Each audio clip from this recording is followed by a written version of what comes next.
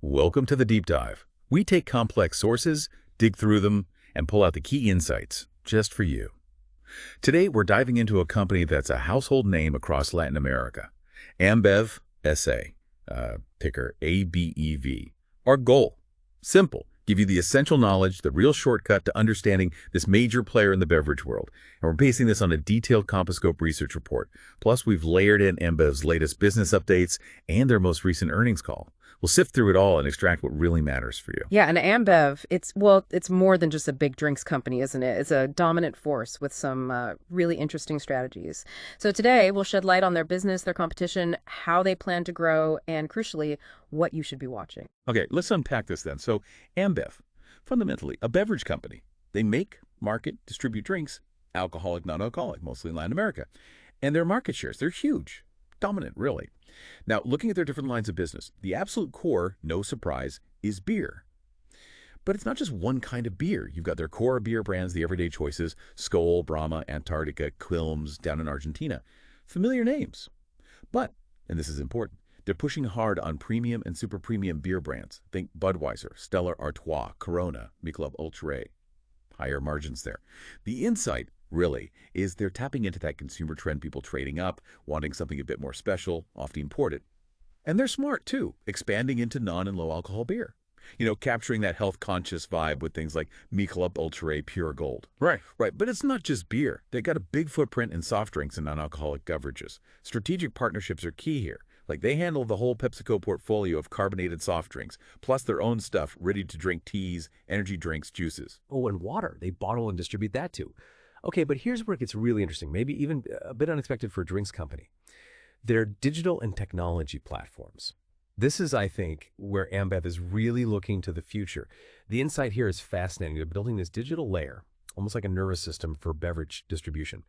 It gives them this direct line to customers, to data that's pretty unprecedented in the region. Exactly. Take BE's Marketplace. It's their B2B platform. It connects Ambev straight to bars, restaurants, stores for ordering, inventory. Super efficient. And it's not just Ambev products. They've integrated third-party stuff too. Nestle, L'Oreal, big names. And then there's Zay Delivery. That's their direct-to-consumer app. Home delivery for drinks. Growing like crazy. Right. And don't forget their traditional strengths. Wholesale distribution, supplying everyone from grocery stores to stadiums. Their network is vast. Plus, that Pepsi bottling partnership adds muscle. And they're dipping their toes into adjacent alcoholic categories too. Ciders, flavored malt beverages. Smaller now, but growing.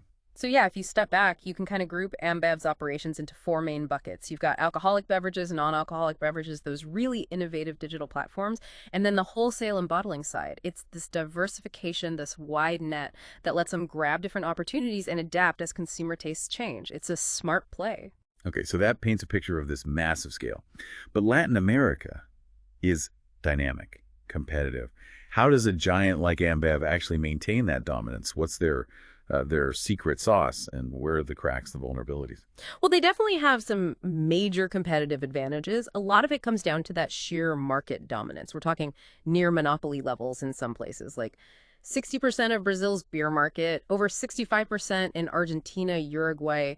That kind of scale just breeds efficiency, and that scale directly fuels their cost leadership. Their gross margins are impressive, consistently over 50%, because they have massive bargaining power, efficient logistics, and get this, their negative cash conversion cycle, it's wild. They collect cash from sales about 100 days before they pay suppliers. It's like free financing built into the business model. Nobody else really matches that. Wow, 100 days. Yeah. That's incredible leverage. It really is. Then there's the partnership with AB InBev. Crucial. Being AB InBev's main arm in Latin America gives them exclusive access to global mega brands, Budweiser, Corona, Stella, plus tech platforms like Bees. That really shores them up. We mentioned the digitization initiatives, Bees and Zed Delivery, huge advantages. BE's GMV, the value of goods sold, jumped 90% year over year recently. That's massive growth. And finally, financial stability. They're sitting on net cash, very little debt. That gives them huge flexibility to invest or weather storms. Okay, strong foundation. But every giant has weak spots. What are the main challenges threatening Ambev's position, even with all those strengths? The big one, the primary risk, is definitely geographic concentration. Nearly 90% of their revenue comes just from Latin America. That makes them super exposed to regional ups and downs, currency swings, hyperinflation like in Argentina, political instability. Their fate is really tied to Latin American economies, things like GDP per capita. So very dependent on the region's health. Exactly.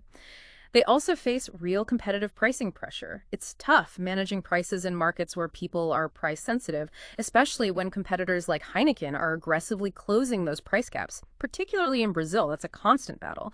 Then you've got operational risks in inflationary markets. Argentina, again, is a prime example.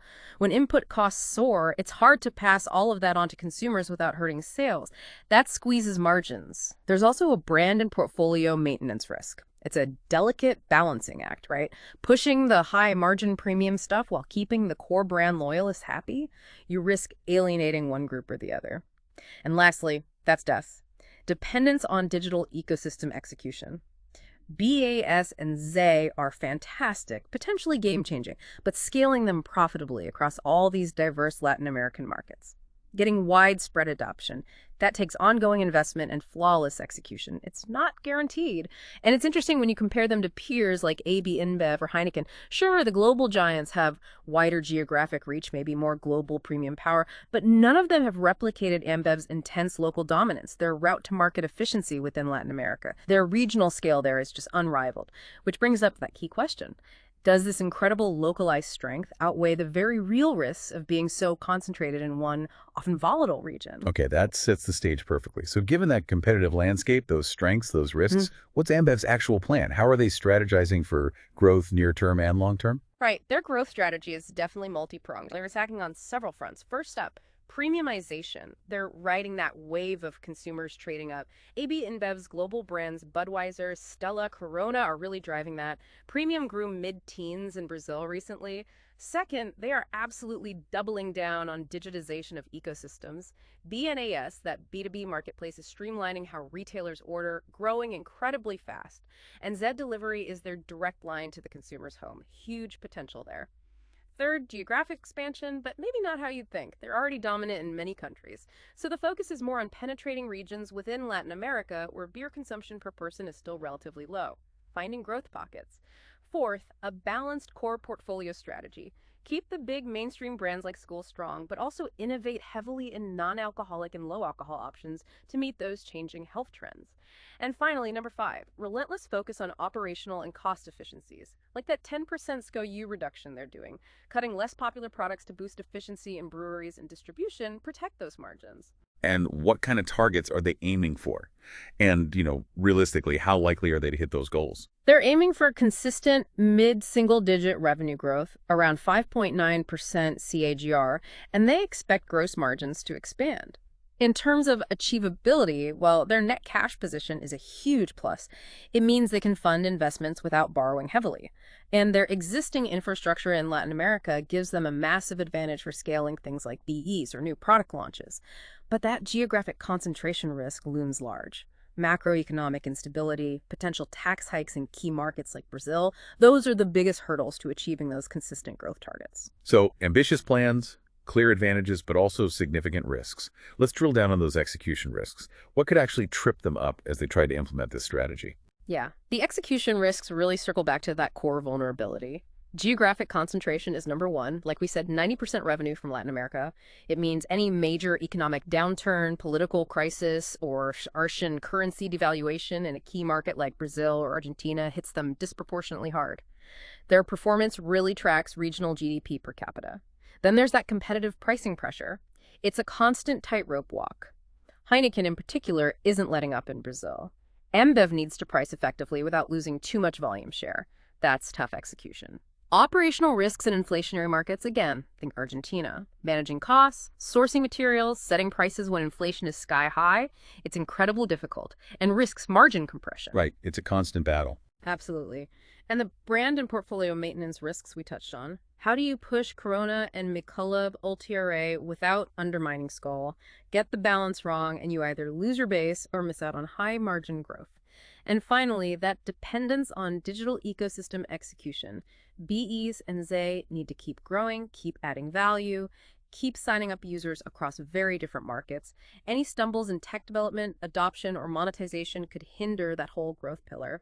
And comparing risks to peers, again, Ambev's financial risk is lower thanks to that net cash. They're solid financially, but their operational and macro risk is higher because of that LATAM focus compared to a globally diversified player like AB InBev or Heineken.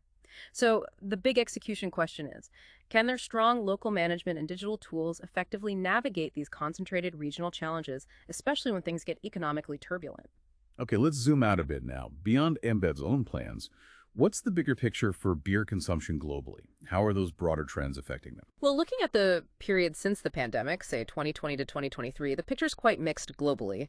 Kirin data shows North America kind of flat, Europe in long-term decline, but Latin America, that's been the clear bright spot, consistent structural growth, driven by, rising incomes, younger demographics compared to Europe, and that premiumization trend taking hold. Obviously, that's fantastic news for Ambev, given where they operate. Okay, that's the recent past. What about right now? What are the 2024 and, more importantly, the 2025 year-to-date trends telling us? 2024 was kind of a stabilization year globally. Latin America kept growing. Europe even ticked up slightly. But 2025 so far, it's been noticeably tougher. Pretty much everywhere except maybe India and parts of Southeast Asia. We saw specific volume declines. Brazil down over 6% year to date, partly weather, partly tough comparisons. China was also down significantly. But, and this is key, even when volumes dip, premiumization is often propping up revenues for brewers. People might drink slightly less, but they're paying more per drink. Right. So 2025, looking a bit sluggish globally on the volume front, is there a common thread? Or maybe a few common threads driving this? And the big question, is this a blip? Or is it something more structural, more long-term? Good question. It really seems to be a mix of both structural headwinds and cyclical shocks impacting volumes this year. Yeah. On the structural side, the stuff that's likely more permanent, you've got this ongoing moderation and better for you shift. It's especially strong with Gen Z and millennials. Something like 65% of Gen Z say they plan to cut back on alcohol this year. Non-alcoholic beer sales are booming, up 9% globally last year, mid-teens this year so far. Beer gets seen as high calorie, and this whole sober curious thing is real. Wellness is a big driver. Huge. Also structural demography and what they call share of throat rotation. Aging populations in mature markets drink less beer overall. Plus, you've got competition from legal cannabis in some places, and definitely from RTDs, ready-to-drinks, and spirits, which are just stealing occasions away from beer. Then you have the cyclical shocks, things that might ease up eventually. There's definitely some pricing fatigue. Consumers and retailers, too, are pushing back after those big price hikes brewers took over the last few years. There's the macroeconomic squeeze. Real incomes aren't keeping pace with inflation in many places. Borrowing costs are high. People are watching their wallets. And, like we saw in Brazil, weather and one-offs can have a big impact. Record rainfall hit Brazil volumes hard in Q2. Wet spring in Europe didn't help there either. So, yeah. Some temporary factors, but those underlying structural shifts away from traditional beer, especially among younger people, look pretty set. That leads perfectly to my next question. Why is the younger generation, Gen Z particularly, drinking less beer? We always thought of it as the go-to social drink. What are they drinking instead? It's a fascinating shift. Beer's social image is changing for younger people. First, that well-being and body image focus is key. Beer is seen as calorie-dense, maybe causing bloating, doesn't fit the wellness aesthetic. No low-alcohol options let them join in socially without the alcohol hit. Second, they crave flavor variety and Instagrammability. Canned cocktails, RTDs, they come in endless, bright, fruity flavors. The cans look cool on social media. Beer, especially traditional styles, can seem a bit, brown and boring in comparison to some. That ties into packaged convenience, too. Single-serve RTDs you can reseal. Perfect for on the go. Right, the packaging and variety is huge for them. Definitely. Then there's category crossovers in cannabis. Hard seltzers blew up. Now you're seeing THC-infused seltzers gaining traction where legal. It's about novelty, too. And finally, economics and occasion shift. A fancy craft beer might cost the same as a premium premixed cocktail now. If you're treating yourself, the cocktail might feel more special or indulgent. So what are they drinking? Spirit-based RTD cocktails are exploding, up nearly 20% last year. Hard seltzers are still huge, projected massive growth. Hard teas, hard lemonades, even things like hard kombucha. And, as we said, no low-alcohol beers and mocktails are massive for socializing. Over half of Gen Z choose them sometimes. Plus, functional sodas like Olipop are booming. So, is the beer decline permanent? In mature markets like the US and Europe, Probably looking at a slow, low single-digit annual volume decline for beer for the foreseeable future. It doesn't mean an alcohol-free generation, not at all. They're just socializing with different kinds of drinks, often in different formats, and brewers know it. They're all expanding their non-beer portfolios rapidly. That tells you they see this shift as structural. Okay, fascinating context. Let's bring it right back to Ambev.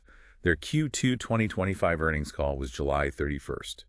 What did that reveal about how they're navigating these choppy waters? Right. The CEO, Carlos Lisboa, set the tone, calling Q2 a transition quarter. The headline was, despite soft industry volumes blamed mostly on bad weather, they managed a high single-digit organic EBITDA increase. And importantly, they expanded margins by 1.1 percentage points. So profitability held up well. Year-to-date figures look solid, too. Mid-single-digit top-line growth, double-digit EBITDA growth, margin expansion of 1.6 points, and EPS up 6.5%. Oh, and they announced another BRL 2 billion dividend, taking the total payout for the year so far to BRL 6 billion. So returning cash to shareholders remains a priority. Okay, let's look at those three strategy pillars they talked about. How did they perform in Q2? Pillar 1 was lead and grow the category. Yeah, here, the story was mixed, but generally positive on the strategic front. They said brand equity improved, which helped limit market share losses from their price increases. Premium and super premium brands kept growing nicely, low teens growth in most key markets, and that balanced choice portfolio low no alcohol grew low 20s. Stella Pure Gold volumes more than doubled, Michelob Ultra up over 60%. Non-alcoholic beers grew mid-teens, now making up 2.5% of their first half volume, up from 1.4% last year. So that strategy is working. The core volumes declined. Core volumes did decline, yes. Yeah. But the CEO was adamant, especially on the Q&A, that about 70% of the industry's volume decline in Brazil was just bad weather. He argued there's no structural change in consumer demand there. That's a key message they wanted to get across. Got it. What about Pillar 2? Digitize and monetize the ecosystem. BES and Z Delivery. Huge progress there. BE's marketplace GMV shot up 90%. In Brazil, it was 100%. It's now running at an annual rate of BRL 7.4 billion. And interestingly, sales from their third-party partners, Nestlé, L'Oreal, PepsiCo Foods, actually surpassed Ambev's own sales on the platform. That shows BE is becoming a real marketplace, not just an Ambev channel. And 80% of their customers in Brazil bought through BE's in the quarter. That's massive adoption. And Z Delivery. Z Delivery saw 7% GMV growth. Not as explosive as BE's, but solid. What drove it was an 11% jump in the average order value. And here's a crucial insight. Nearly 80% of Z buyers are Gen Z and millennials. And get this, Z users actually drink beer 47% more frequently than the average beer drinker. So the platform seems to encourage consumption. Okay, and Pillar 3, optimize our business, the efficiency drive. They highlighted over BRL 500 million in savings from cost efficiencies, which offset inflation and non-commodity costs. And they achieved what they call operational leverage of 2.2 times. Basically, for every 1% increase in revenue, their operating profit grew 2.2%. That shows really strong cost control. That 10% SKU reduction we mentioned is part of this cutting the tail end of less popular products to streamline production and logistics. Quick highlights from key markets. Brazil beer volumes down 9%, mostly weather-related, they stressed. Premium gain share, core lost share. Argentina, interestingly, saw beer volumes return to growth after 7 quarters of decline. Ambev slightly underperformed the market due to pricing choices, but premium grew double digits there too, and Canada saw slight volume growth, 0.8%, but non-alcoholic beer was up mid-teens, Ambev's own NA brands up mid-20s, so the NA trend is strong there too. Financially, the CFO confirmed Brazil beer costs were managed within guidance. Net income was up 15% to BRL 2.8 billion. Operating cash flow also grew. He did flag the impact of Argentina's peso devaluation on the reported numbers, which is standard procedure, but important context for the financials out of there. And they sounded pretty confident about the second half. Mentioned better weather in July. Yeah, they definitely tried to signal confidence. Better weather in July, easing price gaps versus competitors should help volumes recover. They also reinforced that SKU cut isn't about abandoning core brands, just trimming inefficiencies. And they kept highlighting improving brand health metrics across the board, which they believe buffers them against price sensitivity. They even mentioned early signs of recovery for Skoll's distribution share after some adjustments. Okay, that brings us right up to date. So looking ahead, if you're tracking Ambev, what are the absolute key things to keep an eye on? Right, the critical factors. Number one, without a doubt, is the macroeconomic environment in Latin America. GDP growth, inflation, unemployment, consumer confidence in Brazil, Argentina, across the region that dictates so much, given their 90% revenue concentration, that's paramount. Number two, competitive dynamics in key markets, especially Brazil. Watch Ambev's pricing versus Heineken. Can they hold or regain share while protecting profitability? That's the tightrope. Third, premiumization adoption in LATAM. Does that trend continue strongly even if economies slow down? How deep does it go beyond the upper middle class? That's key for their long-term margin story. Fourth, cost inflation and margin management. Can they keep offsetting rising input costs, commodities, packaging, energy, and FX volatility through efficiency and pricing? Watch those gross and EBITDA margins closely. And fifth, the scalability and efficiency of digital platforms. B's and Z need to keep growing users, growing GMV, and crucially prove they can scale profitably and become central to the ecosystem. Watch adoption rates and monetization progress. And there are other factors too, right? Maybe slightly less critical day to day, but still important. Yeah, things like volume recovery in core beer brands. Can they stabilize Skol and Brahma? Financial stability and dividend sustainability. They're strong now, but you watch that. And the regulatory and tax environment. Always a risk in Latin America that governments could hike excise taxes on alcohol or soft drinks. So, summing it up, Ambev's future is hugely linked to LATAM's economic health and the competitive beer fight. But their own strategic moves, particularly pushing premium brands and building out that digital ecosystem with B's and Z, are their key levers for trying to outperform whatever the external environment throws at them. What a journey. We've really unpacked Ambev from their sprawling business lines and competitive strengths to the very real challenges and risks they face, their growth plans, the shifting sands of global beer trends, and their latest performance updates. We genuinely hope this deep dive has given you a much clearer, more textured understanding of this Latin American giant. Yeah, in a world drowning in information, getting to the core insights quickly is everything. Hopefully we sparked a few aha moments for you, helped connect some of those important dots. And to leave you with something to chew on, how might Ambev's deep digital integration, especially with BEEs and Z delivery, ultimately allow them to not just cope with, but actually reshape the entire beverage distribution landscape in Latin America, a region famous for its market complexities and fast-changing consumers? Thanks for joining us on the Deep Dive. Until next time, keep digging into what truly matters. This content is produced by Compasscope.com. For more than 1,100 public listed companies, find detailed research reports, visual mind maps, earnings call analysis, and audio discussions on Compasscope.com.